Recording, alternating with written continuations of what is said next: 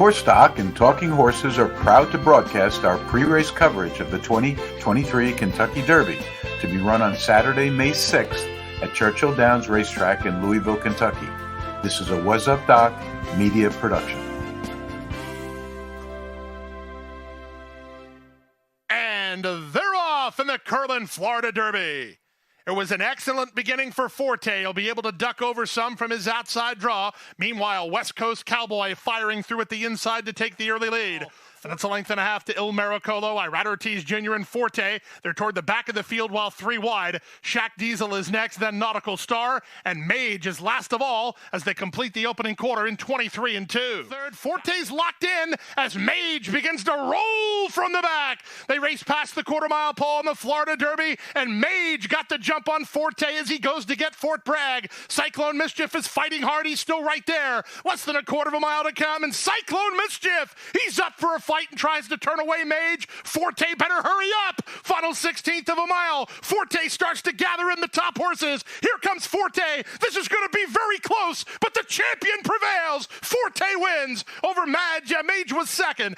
We listened to trainer Todd Pletcher and co-owner Vincent Viola comment at the press conference after Forte's spectacular win in this year's Florida Derby.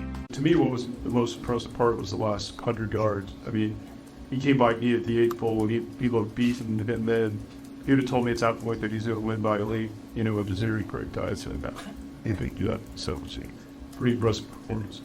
You witnessed a magnificent performance, a definitive performance. Thank you, Ira. Well, we're honored today to be with Gustavo Delgado Sr., who's won the Triple Crown in Venezuela. Yeah. And now this is his first time in the American Triple Crown races with Mage. Came in second in the Florida Derby, enough points to put you 16th on the list of 20 horses. And next month you'll be in the big race. How's it feel? Yeah. Venezuela I had the three times to win the Triple Crown, but right now in the United States I have the 2 or 3 occasion possibility that the run that can be up. I remember the horses yesterday, but it's West, 2 years ago, Caracaro. This year, I have the opportunity, the grand opportunity with the Mage, it's the good horse. Have the talent. Yeah, and I think that with indeed this rider good luck, but it's possible to win. We're here with super trainer Safi Joseph Jr., super trainer down in Florida. I know him best from White El Barrio, winning the Pegasus Stakes in 2022, and now he jumped up and won the Wood with Lord Miles. He's got a good shot, long shot, but he's got a good shot. Anyone in the race has a shot with 20 horses. So tell me what it's like to be in this classic series now. I mean, just to get back to the Derby always is very gratifying, but you go there with a chance. As you said, it's 20 horses, and if you're in it, you have a chance to win it. Is this any different than what you've been used to in the past? I mean, some people consider the Derby the best race in the country.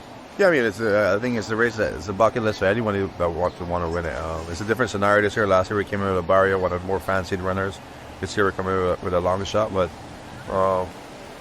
you saw last year from the result, Rich Strike. It gives everybody hope that once you're there, you have a chance. That's what we hope. That we go there and a horse stays sound and healthy now between now and then, and hopefully runs the race of his life on that day. Were you expecting to?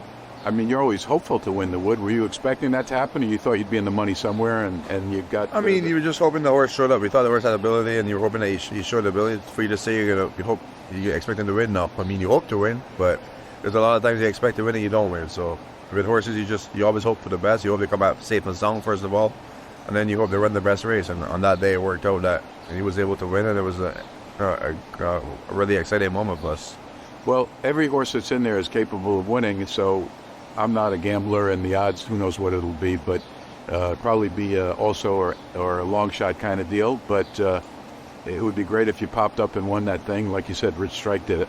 No, I mean, most definitely. As I said, you would love to win it. Forte is a deserving favorite. He's the best horse. He was very impressive the last time, and in the Florida Derby, overcame a lot to still win. And he got Tappet Trice and got a Brad Cox horse that won the Oakland Arkansas Derby. He was super impressive. So plus there's a lot of horses in there that are good horses in their own right. So we're thankful to be there, and we hope for the best. Fingers crossed. I'm here with David Duggan, a very well-known trainer in the New York scene, and he's taking a quick look at who's schedule of the 20 horses to be in the upcoming Kentucky Derby. David, what's your knee-jerk opinion about how you see this race shaping up? I mean, obviously it looks like Pletcher holds a hot hand. I mean, Forte is obviously the best horse. In saying that, Tappet Trice stepped up, but I just don't think he's tactically enough, good enough to win. I think he's more of a Belmont horse. Brad Cox's horses obviously have stepped up. The hit show I liked in New York. I thought he ran a very credible race here. He got bumped around. My personal favourite, just from a personal perspective, is Tim Yakteen. I've known him for a long time since I came to California. So Practical Move would be my thing. And I think he's good enough. He's ran some very credible races, and he's kind of battle hardened. So he's got a lot of the right attributes that you need. So that's kind of my pick on that. I mean, listen to me, you can stick a dart in it after that. What do you think of that horse that won in Dubai, the Japanese horse? I mean, the Japanese have got so strong over the last couple of years, you have to give them respect. There's no two ways about it. But statistically, it's not a good race to win. I'd come to the Derby with. Maybe it's going to get better this year. Who knows? But if I'm a gambling man, I would be betting against it.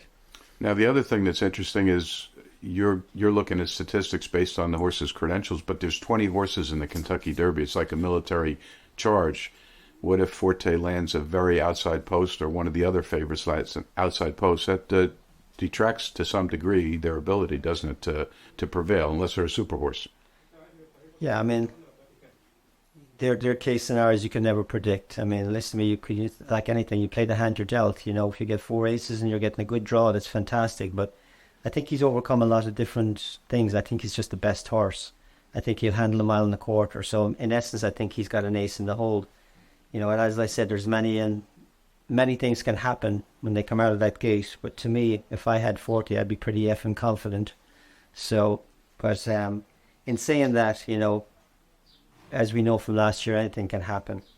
Well, last year, reminding the audience that Rich Strike got into the Derby on the last day, just within 30 seconds of it being closed, and he came in, he beat the pants off Epicenter. Mm-hmm. I mean, not theoretically, but he just surpassed everyone. No one expected him. I think he was like 15-1 or something. A lot more. Or more than that, 50-1. Yeah. You can also get struck by lightning. I mean, that doesn't happen. So you have to go on what you know here. I mean, no one would have picked Rick Strike unless you had some sort of personal drawn to him. But I mean, I went back after the race and looked at him, and I would never have picked him even post-race. So, but it's that's why it's an interesting race to gamble on. But I mean, I go on gut feeling 90% of the time. The mile and a quarter obviously eliminates some of these horses because they can't go that far. It'll be the only time they'll ever do it. But my kind of gut feeling says Forte, but I'm rooting for Practical Move. We're at Belmont Park with superb trainer Jimmy Jerkins. I want to congratulate him first off. A brand new opportunity going to Saudi Arabia, working for Prince Faisal with a string of nice horses, and moving up in the world in the international market. It's wide open for sure. I mean, as far as Todd's horses go, Forte certainly is the most accomplished, but I don't know. I'm kind of a little leery of violence. The violence horses, sometimes they reach a peak, and I'm not sure they're strong enough to. I just think he might have reached his peak and might not still be there. I don't know. I could be wrong, but violence horses as a whole tend to get good, and then they seem to. It doesn't seem like they're very good campaigners, but he's obviously a little different than most violences, but. I still like Todd's. I like the big gray horse. He's got a lot of. He's used to having a lot of dirt in his face. He's used to a lot of crowding. He's a grinder, and I think I like it as far as Todd's horses. I like him the best. And you can never, Brad Cox is such a great conditioner. You could never leave any of his out. And last year or 2 years when Mandaloon ran, his race before the Derby wasn't good, but he's very good at getting horses to run their best at the when the big money's down. So you can't throw any of his out. And the Japanese, their horses are running so well, you can't throw him out either. So that's the best. That's what I can see looking at the list here as to I like. I think I like the Tapit Trice to win. Saez he knows him really well, and he doesn't panic. He doesn't panic when he drops far out of it. He rides him out of the gate, which is okay, and the horse doesn't seem to resent it. So they're a really good match, and he's my pick for the Derby. We're here with my favorite jockey and perhaps one of the best-known jockeys in the history of the sport, Angel Cordero Jr. He's ridden in this race more times than anyone can imagine. I think his first race was in 1968, but he's won it 3 times, and he won it with Cannonade in 1974, with Bold Forbes in 76, and Spend a Buck in 85. Also, as jockey's agent, he helped Johnny Velazquez get 2 wins with Animal Kingdom and with Always Dreaming. So, Angel, first of all, welcome, and thank you for giving us a little insight. What's it like to be a jockey in this big race? You spoke to me once before and said it's nerve-wracking, especially if you're a new jockey. Well, that's a dream for every jockey or everybody that is involved with the races, to be in the Derby. When you're getting close to the race, you get nervous. You don't want to get hurt. You don't want to get dates. And you're hoping that you make it. And now when you make it, you're trying to win it. And that's the toughest part, to win it. But it's the most anticipate event that you could have. Now, unlike most other races, rarely do you get into a race with 20 horses in that race, in that field. And there's a little bit of luck involved with what positioning you have, and I'm sure that affects your strategy between you as a jockey and what the trainer tells you about the horse. So it isn't necessarily that the best horse for that day wins. Sometimes it's a matter of breaks during the race. Well, when I went on Cannonade in 74, it was 23 horses. That was the biggest field I ever run. And it is very concerned about how you're going to get through on so many horses. Then they cut it to 20. And it's just the amount of luck after you have to have luck going with you. You have to have the horse. You have to have the trip. Not always the best horse win the Derby. The luckiest one. I'm here at Gary Siaka's barn with the assistant trainer, Paulie Barone. Been in the game long time, probably 40 years. And he's been to Kentucky several times, started first as a hot walker with David Whiteley, and then progressed to be a groom for Leroy Jolly, now an assistant trainer, Gary Siaka. But 86 and 87, he went to Kentucky with horses entered in the Kentucky Derby, and he's got just a quick, interesting little story about going to Kentucky with 2 superstar horses. He thought either one of them could win, and what the results were. Yes, I ran 2 horses in the 87 Derby, Leo Castelli and Gulch. Gulch had won the Wood Memorial here in New York, and Leo Castelli got beat a nose in the Bluegrass in Kentucky. So I was going to the Derby with 2 solid shots, and I thought I was going to win the race. We went off like 7-2, and a 20-horse field. Gulch was the closer, which I thought was going to be the better of the 2. And he closed, but he got in a lot of traffic. He ended up finishing 7th. And Leo ended up running 6th. Turning for home, Leo got up to be 3rd. And here I says, I'm going to win this race. But I didn't win it. But it was a great experience. We're here with Hall of Fame jockey George Velazquez, true legend in the who's who of racing. Raced many times in the Kentucky Derby, too many to count. But the one that he won was on Pleasant Colony, which that horse he rode for Johnny Campbell, went on to win the Preakness. I feel special about that because I started walking hots at Belmont Park in my early days for Johnny Campbell. Anyway, George, you're an authority on at least being in that race. There's a lot of people never make it to that race, trainers especially, and some jockeys. What's the excitement of that day? Is there a lot of nerves that day? Is it that unique to you being a rider over any other big race? Well, you know how it is. It's Kentucky Derby is the biggest race with the biggest prestige in this country. It used to be in it.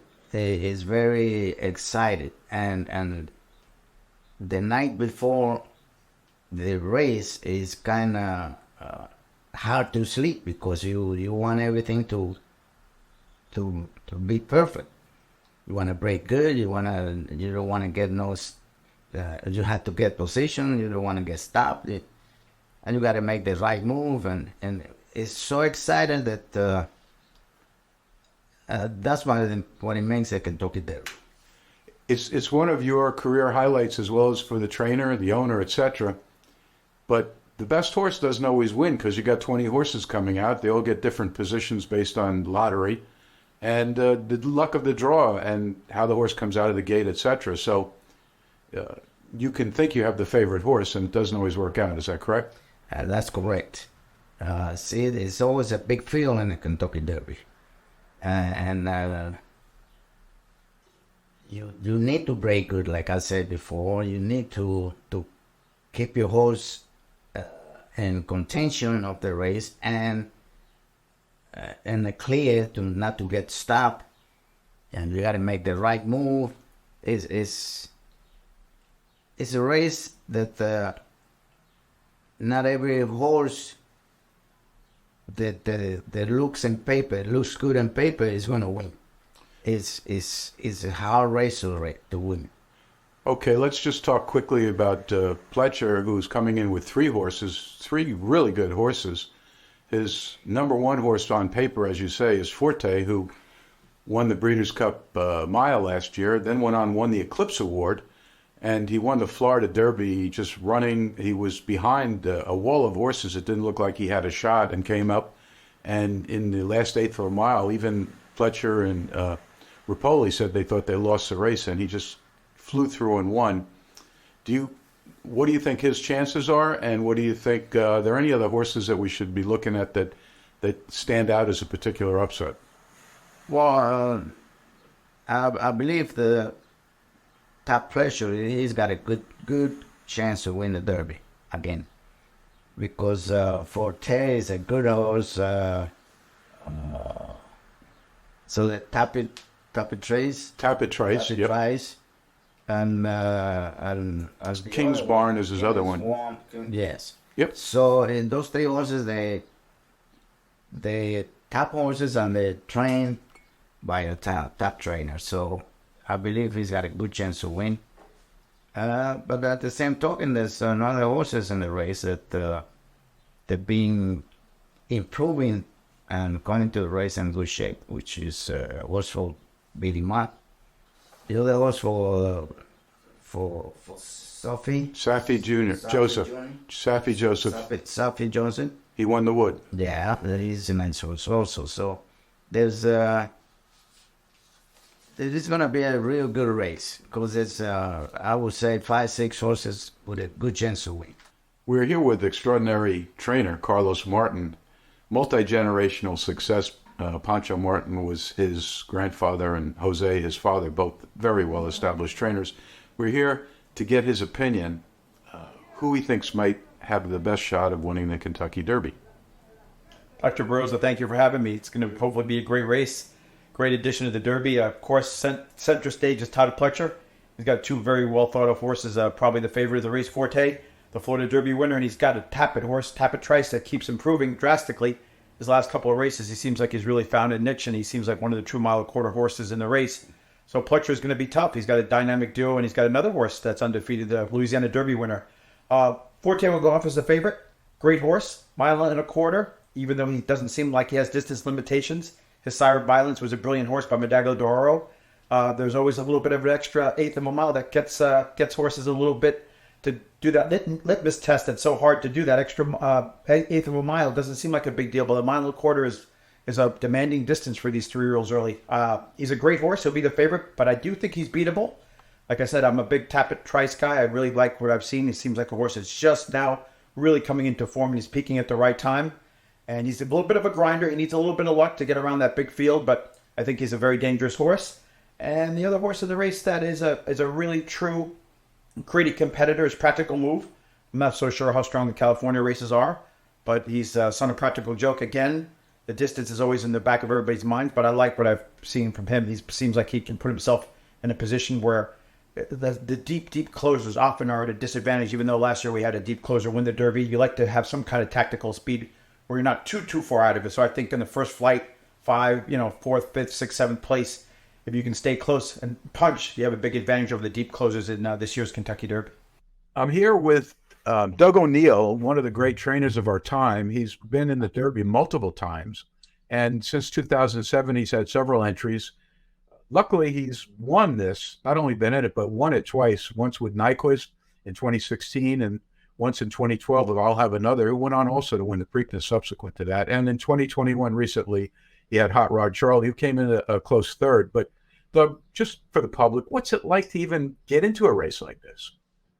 It's such an unbelievable feeling, and I think it's the pinnacle of our sport. So it's almost like if you were a human athlete and you made it to the Super Bowl or the NBA championship, you just got all the fans, all your peers, all eyes are on that particular race, that particular day, and to be part of it, it's overwhelmingly awesome. Well, you're such a colorful character. I wish you were in it because I'd like to be able to interview you going into it this year. But there's always a new year, and Woody Stevens stayed young by thinking there was always another year to get into all these things. Do you have any opinion? We have this horse Forte coming in very strong. His record most closely resembles your record with Nyquist, Breeders' Cup Juvenile, then winning the Florida Derby, then into the Kentucky Derby. But could Forte do it? And I know the answer is going to be he could. But do you see him as winning amongst this crowd? Because I've done several interviews, and not always the best horse wins, especially with a field of 20 horses.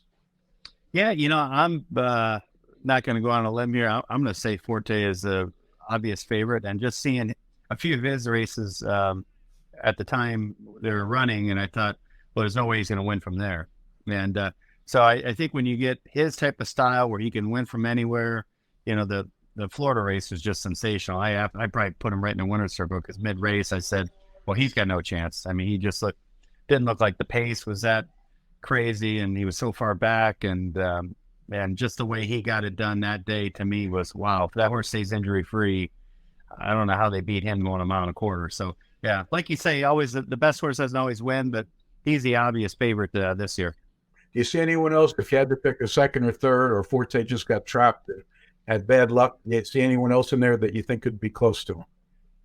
It's so hard to tell. I'm a little biased with being a West Coast with Skinner. We just drew in for John Sheriff. So I'm pulling for him. JJ Hernandez, who's kind of our young Angel Cordero out here, if you will. So kind of pulling for him, a home team, but he'll be, that's a Hail Mary, Tom Brady. You hope the ball bounces and lands in the right guy's hand for him to win. But that'd be my long shot. Okay. And what do you think about Practical Move? He's the West Coast horse. Well, that's true. God, he's actually stayed right next to me here. I can't believe I didn't throw him in there. I respect that horse. Tim Yachtine and his crew are unbelievable horsemen. They do a great job. I just question if he can get a mile and a quarter. That would be I'm probably talking him in the winner's circle. I'm sure Tim's hoping I am. But I don't know if he's truly a mile and a quarter horse would be my concern with Practical Move. As we know from last year, a horse like Rich Strike came out of nowhere. And I happened to be at the Florida Derby, and I happened to have crossed with Safi Joseph, and his horse came out of nowhere to win the Wood. So he could be dangerous, too, as a long shot. But anything can happen, right? It's the best 2 minutes in sports. Anything can happen, and you just need some luck. Thank God you got the best 20 jockeys in the world on the horses' backs on that particular race. So a lot of navigating, a lot of strategizing, and I can't wait to watch again this year. But my money, if I am going to bet anything, will be on Forte, like a hand of blackjack. I'm going to take the short price and hope to cash. We thank all guest participants who shared their pre-race time and opinions with us, sizing up the impending 2023 Kentucky Derby to be run on Saturday, May 6th. This has been a Horse Doc Talking Horses broadcast produced by Was Up Doc Media. I've been your host, Dr. Gregory Baroza, assisted by my post-production audio engineer, Fritz Lang. Special thanks to our photographers. We hope our audience enjoys this broadcast.